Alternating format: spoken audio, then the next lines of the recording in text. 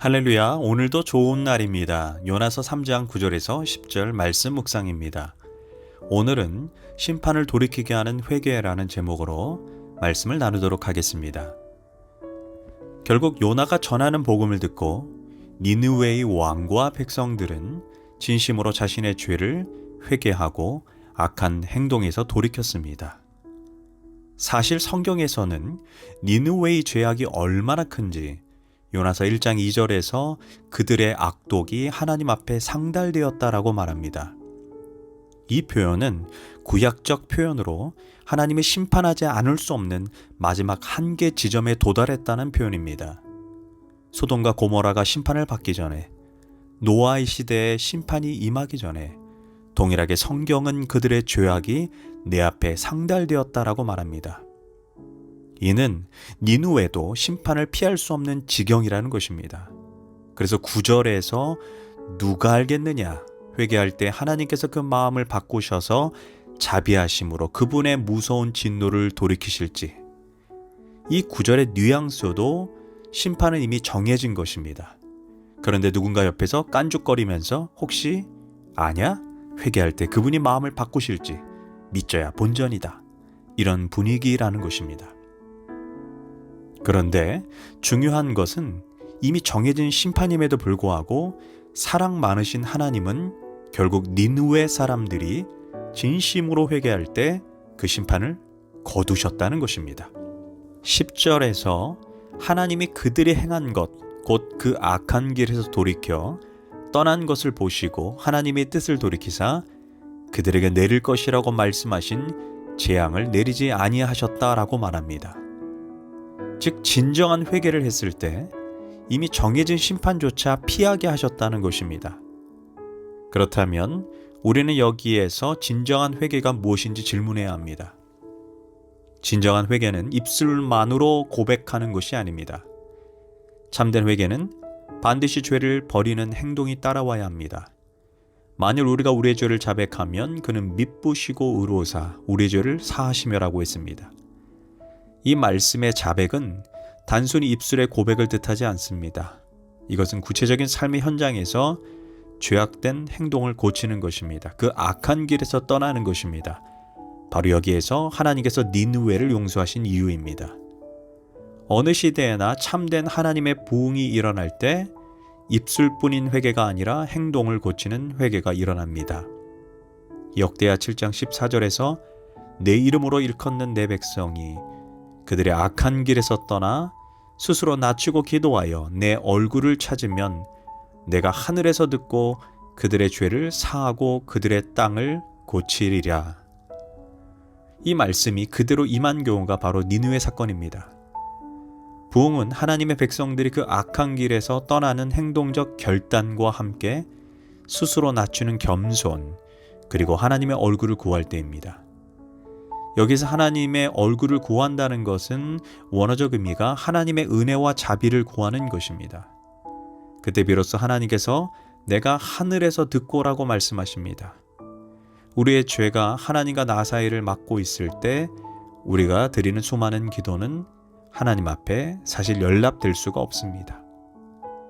하나님의 손이 짧아 우리를 구원하지 못하심이 아니요, 귀가 드나여 우리의 기도를 듣지 못하심이 아니요, 우리의 죄가 하나님과 너희 사이를 갈라놓았다라고 말합니다. 기도 응답을 원하십니까?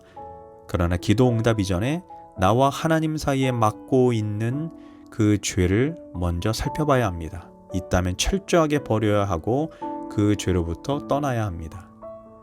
그때 성경은 내가 기도를 하늘에서 듣고 그 죄를 사하시고 그 땅을 고쳐주신다라고 약속하신 것입니다. 이것이 부흥입니다. 부흥회를 하는 것이 부흥이 아니라 하나님의 백성들이 참으로 주님 앞에 겸비하여 죄를 떠나고 돌이킬 때 우리의 기도를 하나님이 받으시는 것, 이것이 부흥입니다. 그때 하나님이 우리를 치료하시기를 시작합니다. 나를 치료하고 가정을 치료하십니다. 교회를 치료하고 공동체를 치료하십니다.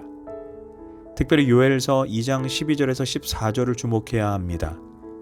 여호와의 말씀에 너희는 이제라도 금식하고 울며 애통하고 마음을 다하여 내게로 돌아오라 하셨나니 너희는 옷을 찢지 말고 마음을 찢고 너희 하나님 야훼께로 돌아올지어다. 그는 은혜로우시며 자비로우시며 노하기를 더디하시며 인애가 크시사 뜻을 돌이켜 재앙을 내리지 아니하시나니 주께서 혹시 마음과 뜻을 돌이키시고 그 뒤에 복을 내리사라고 했습니다. 이 말씀을 보면 복을 내리사라는 단어가 나옵니다.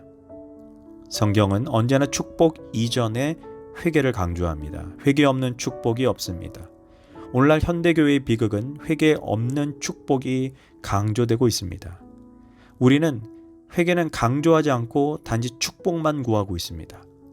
우리의 죄를 버리고 하나님께 돌아오지는 않고 복을 구하기만 하는 안타까운 우리 시대의 비극을 우리는 볼 수 있어야 됩니다.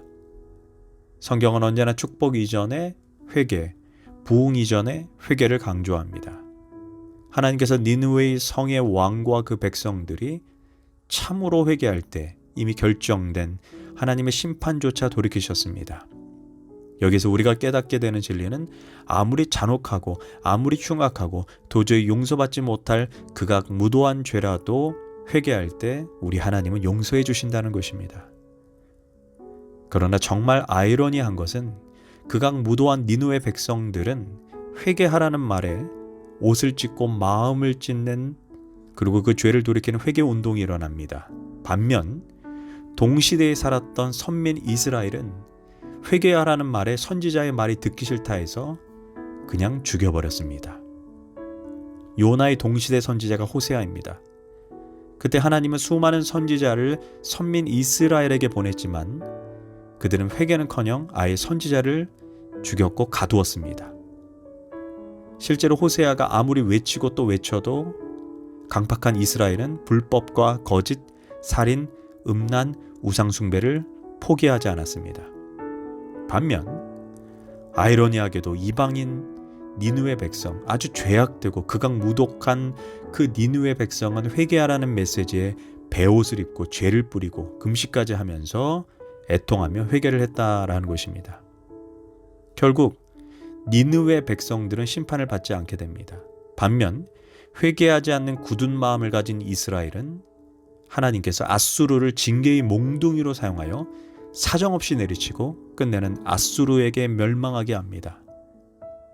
이처럼 하나님은 계획된 심판일지라도 회개하는 자에게 은혜를 베푸시지만 회개하기를 거절하는 자들에 대해서는 몽둥이를 준비하십니다.